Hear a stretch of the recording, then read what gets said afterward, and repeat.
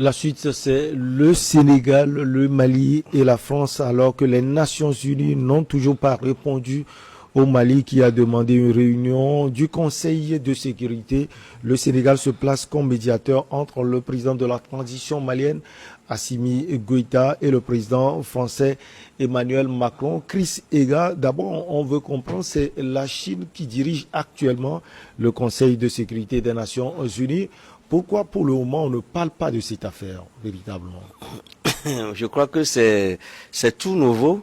Et parce qu'il faut voir un peu clair dans cette affaire-là pour que la communauté internationale puisse jouer le juge. Parce que vous savez que c'est très récemment que le Mali a porté cette accusation-là. Une accusation qui n'est pas du tout banale. Parce que lorsque vous quittez un pays et vous réinstallez à votre place une rébellion que vous avez semblé combattre en tout cas, la France avait dit qu'elle était allée s'installer au Mali, dans le désert du Mali, depuis près de 9 ans, pour combattre le djihadisme agressif. Et on constate que après son débat, il y a une recrudescence des affres sur le terrain et c'est partant que le Mali a dit si la France partait et que aujourd'hui il y a une forme de vivacité au niveau de cette rébellion là qui s'installe plutôt partout qui attaque jusqu'aux portes même de Bamako. Ça voudrait dire que cette rébellion là a peut-être profité de sa connivence, de sa connivence avec.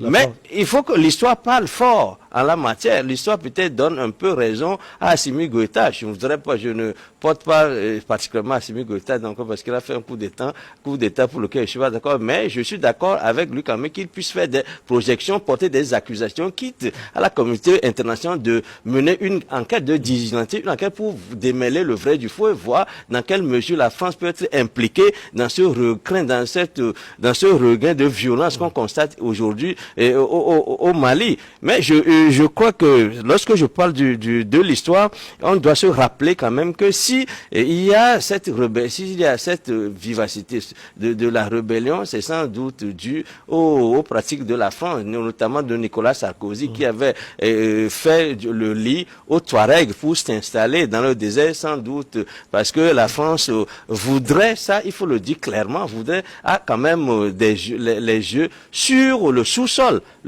du Mali. Et on n'a pas peur de le dire que Nicolas Sarkozy avait aidé les Touaregs à porter l'attaque jusqu'à la moitié du Mali pour contraindre les officiels en ce moment-là à aller au pourparler. Mais aller au pourparler, c'est donner une large autonomie aux Touaregs pour installer quand même un État qui ne soit pas un État tout simplement, mais au moins un territoire qui va